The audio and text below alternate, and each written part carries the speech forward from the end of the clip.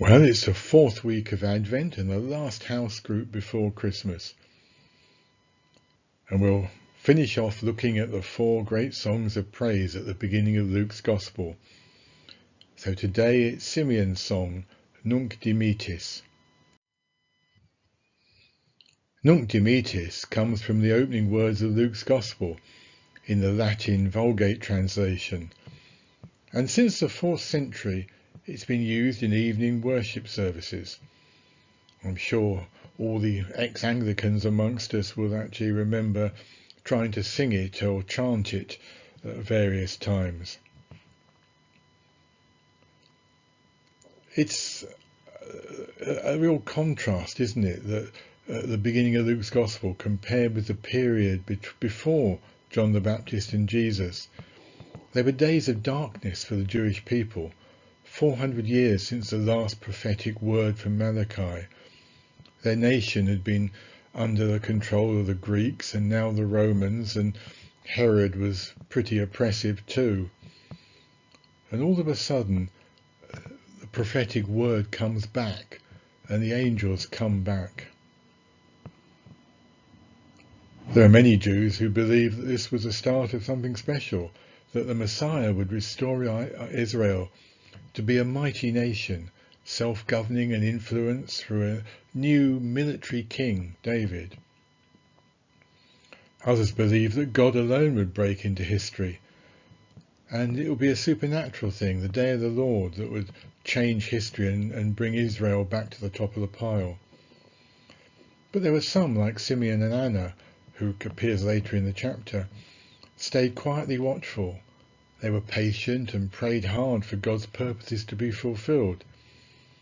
This movement was known as the Quiet in the Land, faithful prayer warriors for Israel.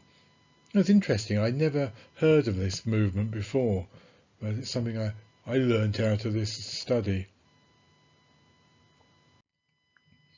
Our reading is Luke 2:25-32.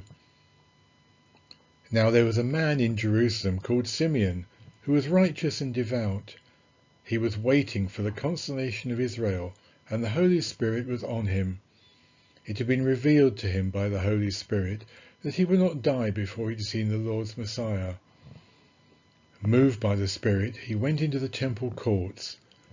When the parents brought in the child Jesus to do for him what the custom of the Lord required, Simeon took him in his arms and praised God, saying, "Sovereign God, as you promised, you may now dismiss your servant in peace, for my eyes have seen your salvation, which you prepared in the sight of all nations, a light for revelation to the Gentiles and the glory of your people Israel." The beginning of Luke's Gospel is full of very ordinary people, isn't it? In these four songs, Luke tells us about ordinary people, but they go on to leave a mark in history and they will always be remembered. There are Zechariah and Elizabeth, Mary, the shepherds, and Simeon, from different walks of life and different life stories, but really quite ordinary people, all going about their normal daily lives before God breaks in. We are all, probably, equally ordinary people, though nothing quite so spectacular is going to happen to us. But we should never underestimate how God can work through our lives. It's very easy to assume that we're unusable or nothing, but God can use even us. And Simeon recognizes in Jesus an answer to a lifetime of his prayers. What God has assured him, that he will see the Messiah before he dies. And really today I just pray that we might have something of that patience and persistence. I know it's something that's often lacking in me. And this is a message for all people, isn't it? God's salvation for all people, as Simeon proclaims, captures a vision in Isaiah 52, that the Lord will lay bare his holy arm in the sight of all the nations, and all the ends of the earth will see the salvation of our God. Not only will the nations see God's salvation, but they will also participate in it. This refers to Isaiah 42:6 and 49:6, and it's Luke's first indication in his gospel that salvation will come to the Gentiles as well as the Jewish nation. And that's a particular point that Luke brings out throughout the gospel. Yes, it's in all the gospels that Luke makes a particular point of it, how the Gentiles receive Jesus as well as the Jews. The Song of Simeon, therefore, is crucial to the rest of the gospel message. It tells that salvation through Jesus is not just for Israel, but for all people. This message, of course, is universal, but it is also conditional on being accepted, that Jesus has to come into our lives and be part of our lives for that message to have any impact.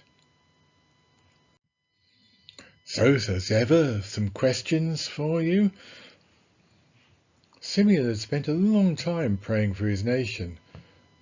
I must admit I'm rather pulled up by that, because I don't spend enough time praying for my nation, which certainly needs it. Does that speak into our prayer life for the nation and with patience? And there was something in that baby that Simeon recognised as God's light. Have you often come across people like that? You can see Jesus shining through them. And if so, what made you actually think that they had a close relationship with God?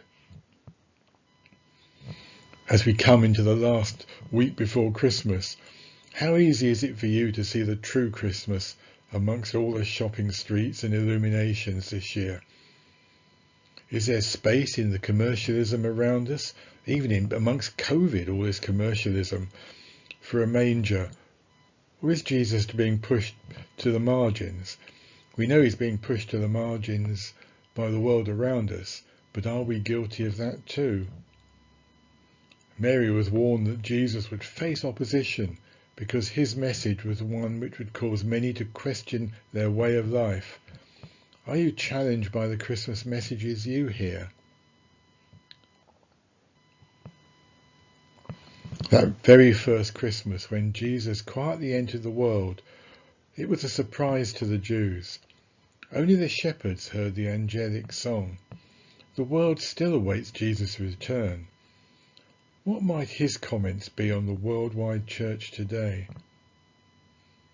Well, enjoy thinking about those questions, and well, Merry Christmas to you all. Have a good Christmas despite all the pressures around us, and we'll be back for house group in the new year.